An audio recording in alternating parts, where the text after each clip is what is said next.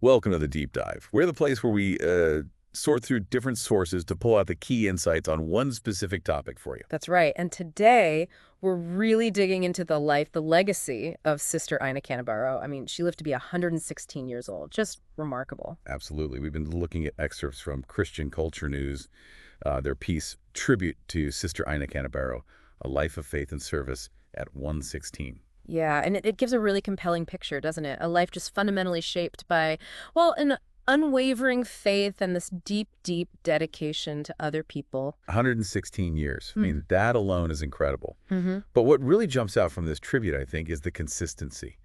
Compassion, selflessness, resilience, they seem to run through her entire, very long life. Definitely. So our mission here for this deep dive is to try and grasp the core of her life, understand the real impact she had, and maybe, just maybe, find some lessons that resonate with all of us today. Okay, so where do we start?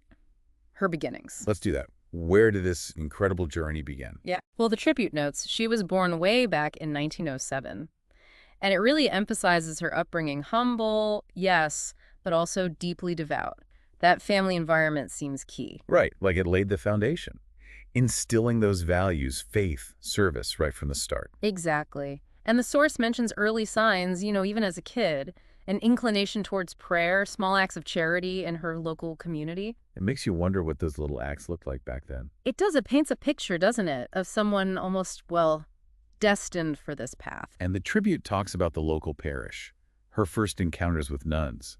That seems like a real spark. Uh-huh. A pivotal moment, it sounds like, leading to that big decision, just 18 years old to enter the convent. Wow, 18. That's a huge life choice at that age. Did the tribute say much about her thinking then? It does touch on it. It mentions the initial challenges, adapting to convent life, the rules, the structure, maybe even some doubt. I can imagine. Must have been a shock. But interestingly, the source suggests these struggles actually, well, strengthened her resolve. Prayer, her faith. They weren't just ideas, they became like practical tools for her. So it wasn't easy, but it solidified her commitment. Yeah. And it connects those humble beginnings, that early spiritual focus, directly to her later service. It wasn't just background noise. It was, foundational. So it wasn't just about personal faith. It was about faith pushing outwards into action. Precisely. And the tribute then gets into her life of service as a nun. And honestly, the scope is pretty remarkable. How did that initial calling translate into so many different kinds of work? Well, the tribute really highlights her commitment to her faith and her community. And it breaks it down into specific areas. Education was a big one. Yeah, she was apparently instrumental in setting up educational programs, even institutions. You have to think about the state of education then. Right. Building things from the ground up. That takes real vision. And it wasn't just any education, was it? The tribute points out her focus on quality, especially for underprivileged kids. And this idea of education being both academic and spiritual growth, that feels quite holistic, almost progressive. It does. It suggests a really well-rounded view of empowering people, seeing those two sides, the mind and the spirit, as interconnected. Was that common then, do you think? The tribute doesn't explicitly compare her approach, but the emphasis itself feels noteworthy. And beyond education, her work in health and wellness also comes through strongly. Okay, how so? Organizing things like health camps, workshops focusing on nutrition, sanitation, practical stuff. So not just treating illness, but trying to prevent it. Empowering the community with knowledge. Exactly. Which, likely fosters a more lasting culture of care, of awareness around well-being. It's proactive. That really stands out. And the third area mentioned was social justice. Yes. Advocating for the marginalized, for those whose voices weren't always heard, and setting up outreach like food drives, shelter initiatives. What kind of specific issues or groups did the tribute mention her focusing on? It talks more broadly about her advocacy for the marginalized, emphasizing her belief in the fundamental dignity of every single person. The focus seems to be on that direct, practical aid: food, shelter, responding very directly to the needs she saw. Okay, so someone really seeing the needs across her community, education, health, basic needs, it's impressive. But often, it's the personal stories that really show you who someone was. Oh, definitely. And the tribute includes some powerful ones. They really bring her impact to life. Like what? Well, there's an account from a fellow nun. They were at a charity event, I think a food drive, and she talks about Sister Inah as just boundless energy, even in her later years, and her compassion. Wow. Yeah, her ability not just to get things done, but to really lift people's spirits while doing it. What do you think drove that kind of energy? Faith, love for people. It makes you wonder, doesn't it? Maybe a combination. Then there's another story about her supporting a single mother who was really struggling. How did she help? It wasn't just a one-off donation. The tribute mentions ongoing financial help, but also, crucially, an enduring friendship, that kind of long-term commitment. That's something else. That really is. It's more than charity. It's relationship. It Mhm. shows real empathy. Absolutely. Seeing people, not just problems. And there's also a memory from a former student. Ah, related to her education work. Yes.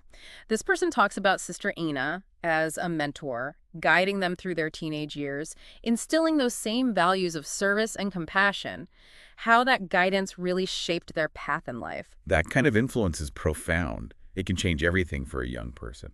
Right. So putting these stories together, you get this picture of someone whose deep faith just flowed outwards as incredible kindness, as active involvement in people's lives. Which naturally makes you ask about her core beliefs. Hmm. What was her philosophy, according to the tribute? The tribute really frames it as being deeply rooted in, well, the transformative power of spirituality. Compassion, selflessness, that unwavering faith in God, these were central. And how did she view life itself? As a sacred journey, it seems, with a clear purpose, finding real fulfillment by serving others. It wasn't about personal achievement in the usual sense. And faith wasn't just a personal thing for her, was it? The tribute mentions a communal aspect. Exactly. It highlights her understanding of faith as something that connects people, a shared responsibility we have for each other, nurturing relationships, building community that was apparently key to her thinking. How did she actually foster that community feel? Was it just through the big initiatives? The initiatives were part of it, sure, but the tribute suggests her personal interactions were just as important. Her warmth, her ability to connect. She seemed to embody that idea of faith lived out with others. Makes sense. And it also mentions her strong belief in seeking guidance through prayer, meditation, not just for herself, but to get clarity on how best to serve. So for Sister Inah, faith sounds less like a rule book, and more like an active compass, guiding her actions day to day. That's a good way to put it. And the tribute stresses how she lived it through volunteering, mentoring, even just simple everyday kindnesses. It was very hands-on. A very practical faith. Precisely, which of course leads to a significant legacy. What does the tribute suggest are the main lessons we can take from her life? Well, several key things stand out.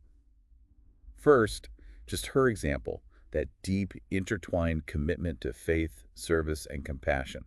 They weren't separate boxes for her. Right, they were all one thing. And then there's the lesson about selfless service, how even small acts of kindness, when done consistently, can build up and create real, positive change. That ripple effect, it's so easy to forget how powerful small kindnesses can be. Definitely. And compassion is central too, that ability to connect emotionally, to empathize. The tribute suggests this human connection enriched her own spiritual life, but also inspired everyone around her. Really highlights the power of empathy, doesn't it? Of trying to understand where others are coming from. And finally, there's the strength that comes from faith itself.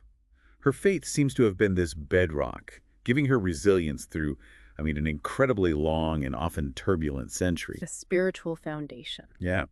So the tribute sort of leaves us with this invitation, doesn't it, to reflect on how we might bring some of those principles, service, compassion, into our own lives, to honor her memory through our actions. Which brings us to how her community actually reacted when she passed away. The tribute says the loss was felt very deeply. Oh, absolutely. It describes this outpouring of grief, but also shared memories from local people, community leaders. She wasn't just seen as a nun, but as a friend, a mentor. That personal connection comes through again. It does. And the memorial services were apparently filled with these really heartfelt tributes, recognizing her impact, her commitment over so many decades. And it wasn't just spiritual praise, right? Leaders mentioned her practical contributions. Exactly. They lauded her dedication to community development, the education work, the healthcare initiatives, the outreach. It shows how broad her service really was, the tangible difference she made. Underscores that multifaceted impact. And again, those personal qualities are mentioned, her warmth, her smile, her knack for connecting with all sorts of different people. It seems the community really came together in remembering her, recognizing this huge legacy of faith, love, and service. It's quite a testament. And finally, the tribute puts her life into historical context, which is fascinating given how long she lived. 116 years. Think about it. Born in 1907, she saw almost the entire 20th century and a chunk of the 21st. Two world wars, the Great Depression, civil rights, the internet, just staggering change. Unbelievable.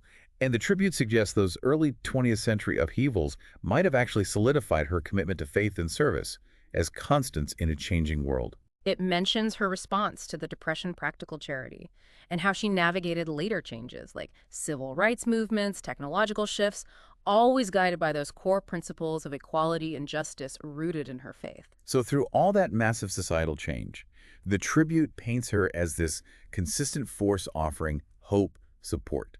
It really demonstrates how timeless those values of compassion and service are, whatever the era. It really does. So if we pull it all together, the tribute leaves no doubt, does it? Sister Inah Canabarro's life was just a remarkable example of faith in action. Truly. Mm. That lifelong dedication to serving others created such a profound, lasting impact. And you see those core values shining through constantly. Compassion, selflessness, and that deep, unwavering faith. They really defined her entire life. Which leads us to a final thought for you, listening in. How can we, take that spirit, Sister Inah's spirit of service and compassion and weave it into our own lives, our own communities, whatever our background or beliefs might be? Maybe think about it.